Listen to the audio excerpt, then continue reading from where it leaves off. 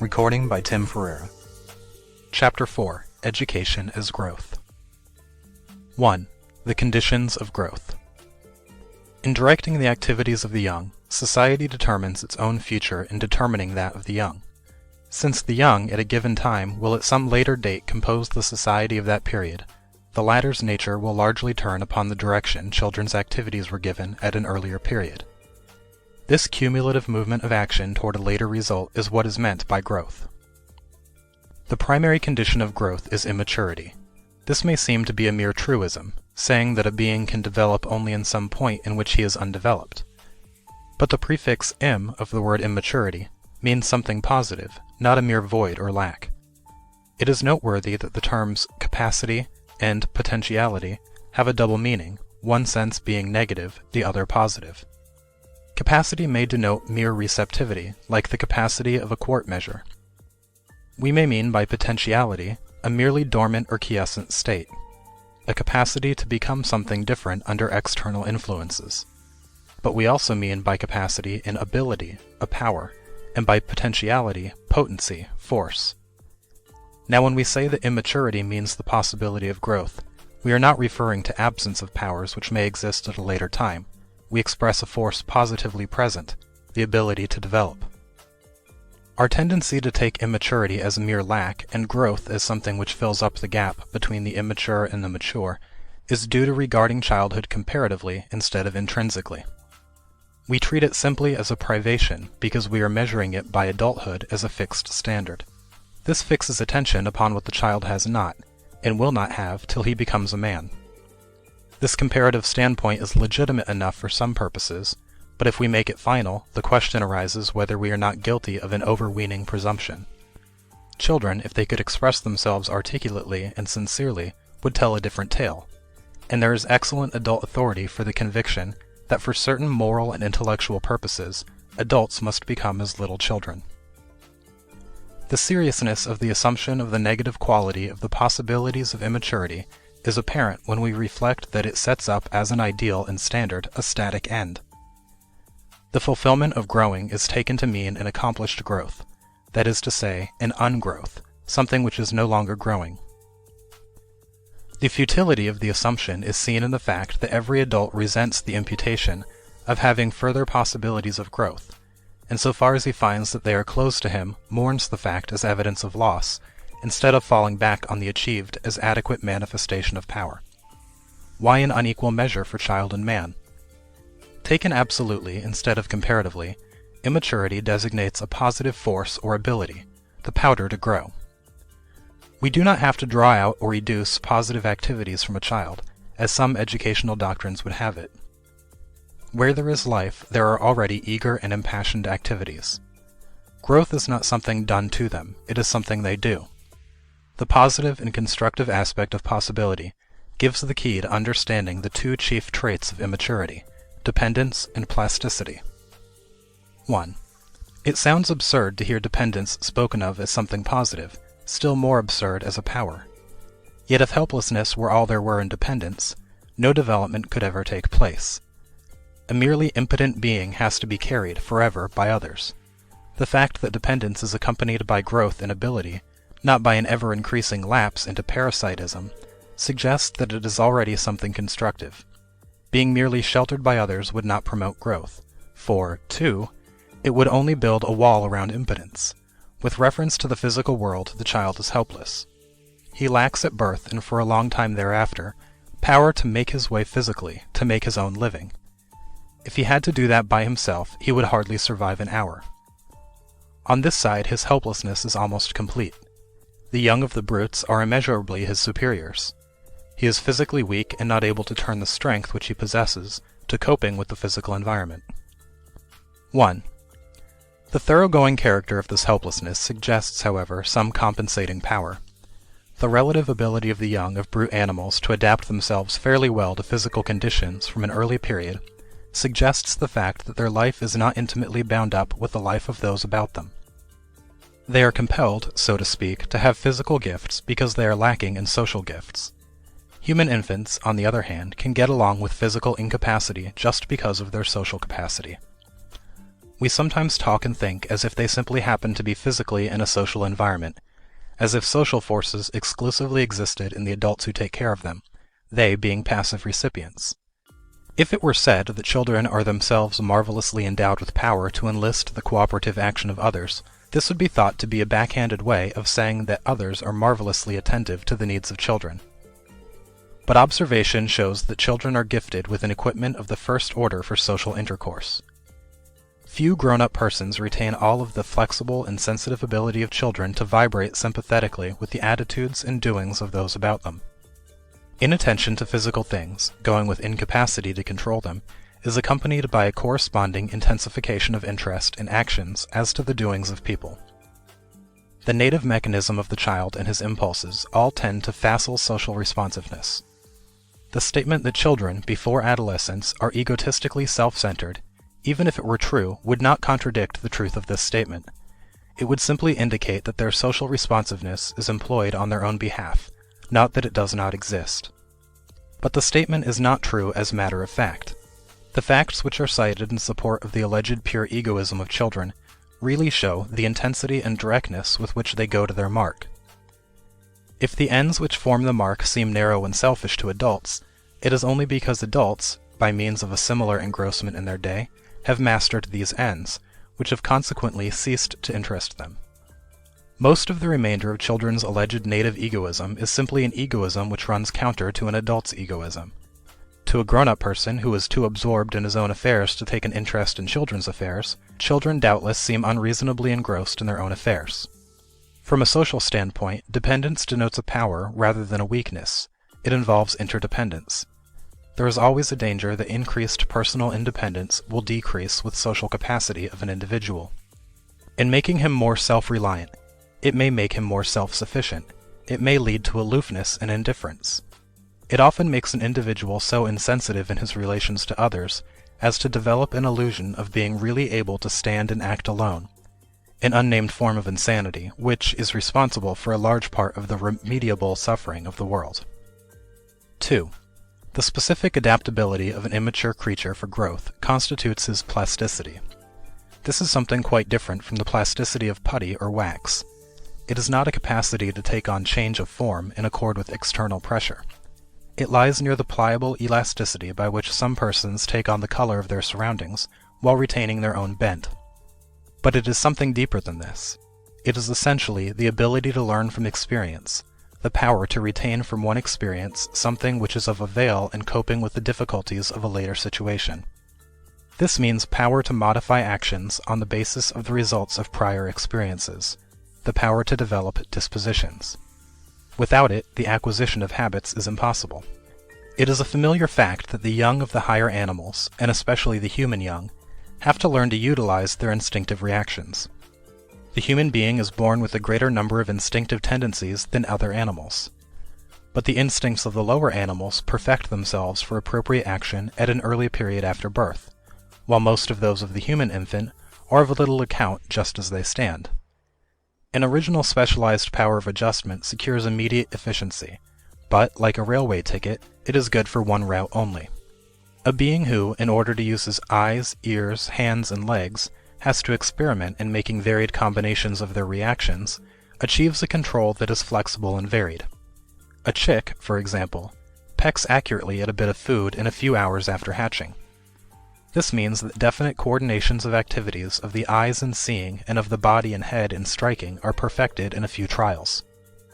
An infant requires about 6 months to be able to gauge with approximate accuracy the action in reaching which will coordinate with his visual activities, to be able, that is, to tell whether he can reach a seen object and just how to execute the reaching. As a result, the chick is limited by the relative perfection of its original endowment.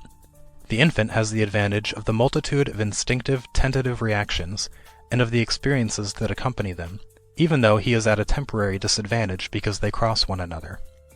In learning an action, instead of having it given ready-made, one of necessity learns to vary its factors, to make varied combinations of them according to change of circumstances. A possibility of continuing progress is opened up by the fact that in learning one act, methods are developed good for use in other situations.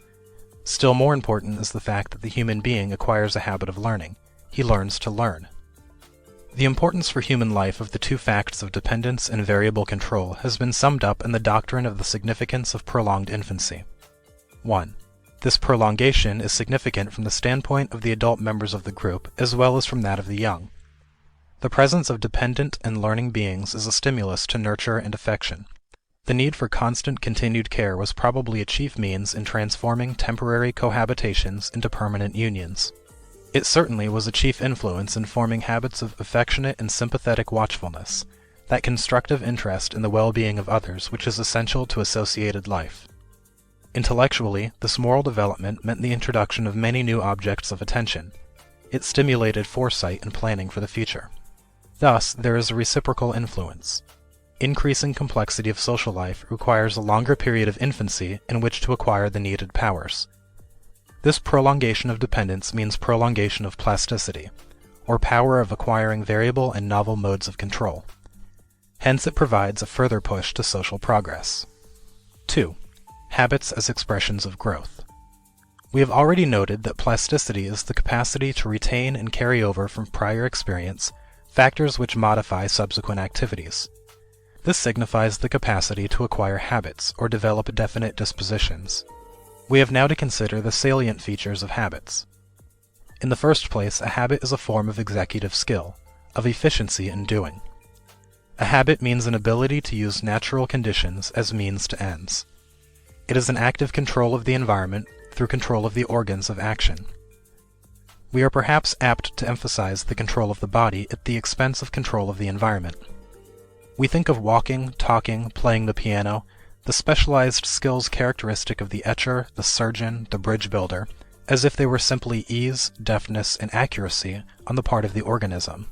They are that, of course, but the measure of the value of these qualities lies in the economical and effective control of the environment which they secure.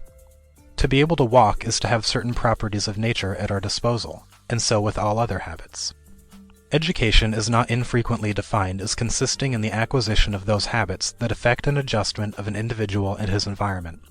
The definition expresses an essential phase of growth, but it is essential that adjustment be understood in its active sense of control of means for achieving ends. If we think of a habit simply as a change wrought in the organism, ignoring the fact that this change consists in the ability to effect subsequent changes in the environment, we shall be led to think of adjustment as a conformity to environment as wax conforms to the seal which impresses it. The environment is thought of as something fixed, providing in its fixity the end and standard of changes taking place in the organism. Adjustment is just fitting ourselves to this fixity of eternal conditions. 2.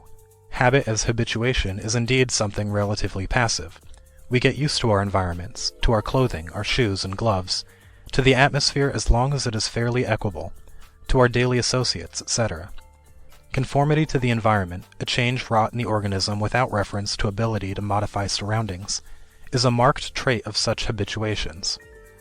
Aside from the fact that we are not entitled to carry over the traits of such adjustments, which might well be called accommodations to mark them off from active adjustments, into habits of active use of our surroundings, two features of habituations are worth notice.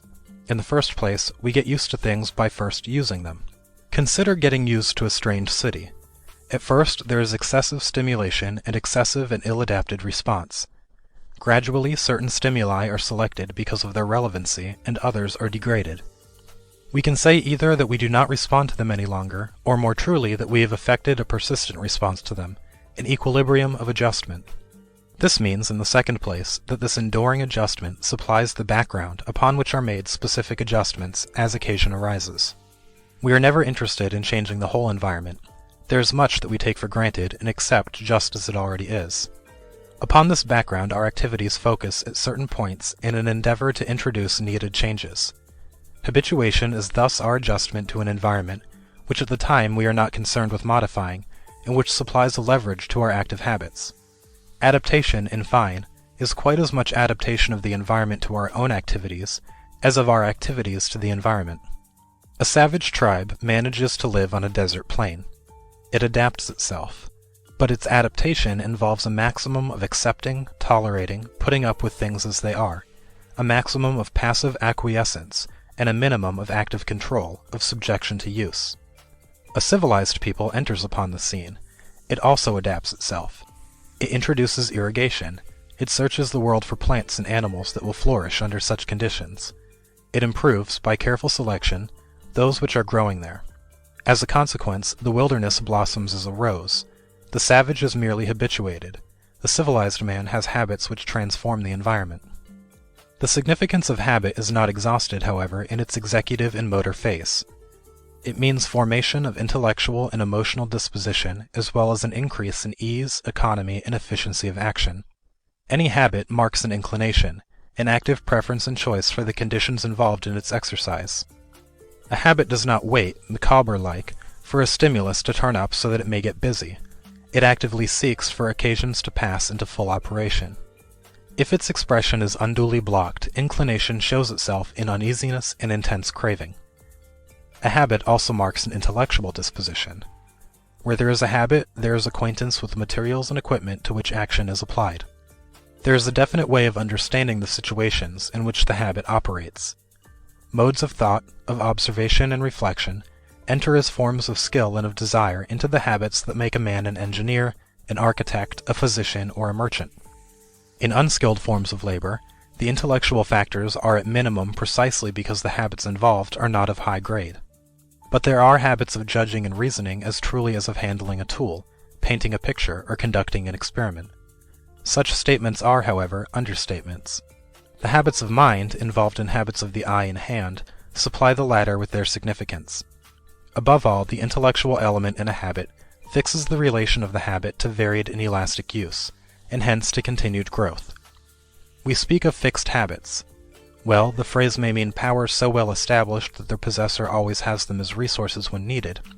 But the phrase is also used to mean ruts, routine ways, with loss of freshness, open-mindedness, and originality.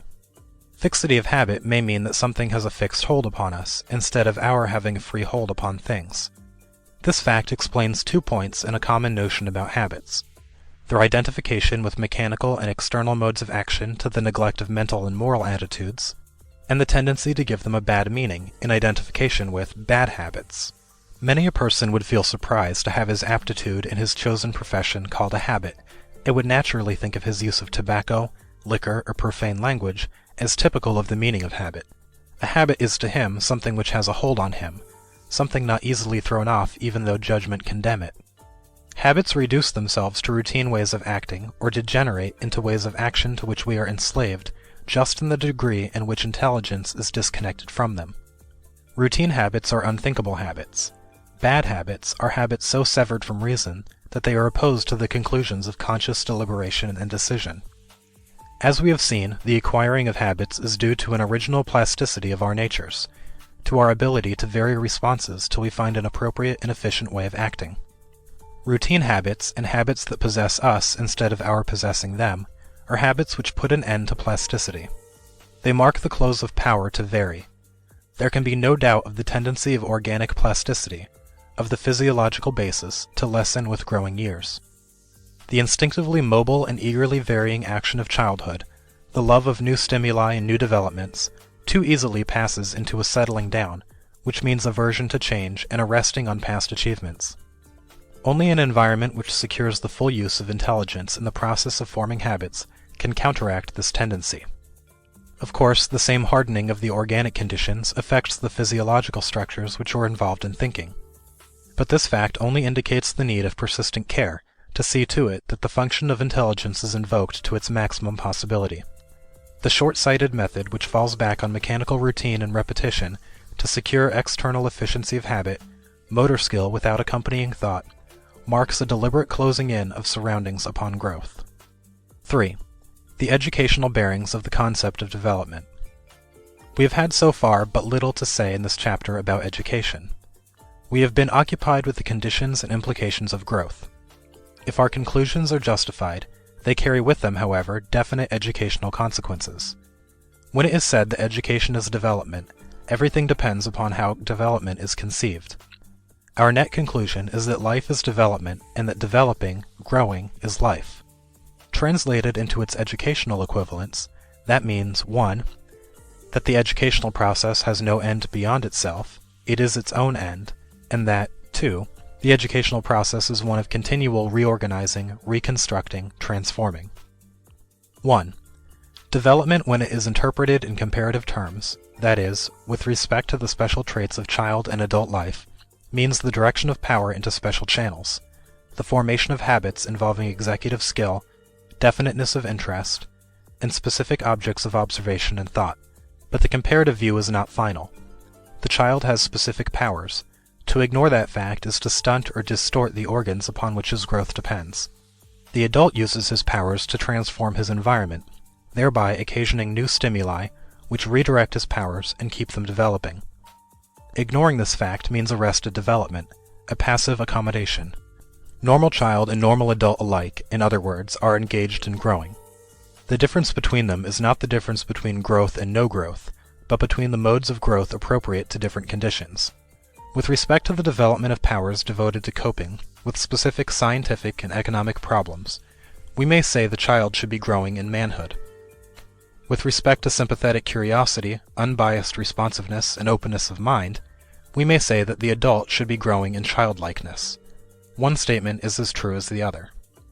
Three ideas which have been criticized, namely, the merely privative nature of immaturity, static adjustment to a fixed environment, and rigidity of habit, are all connected with the false idea of growth or development, that it is a movement toward a fixed goal.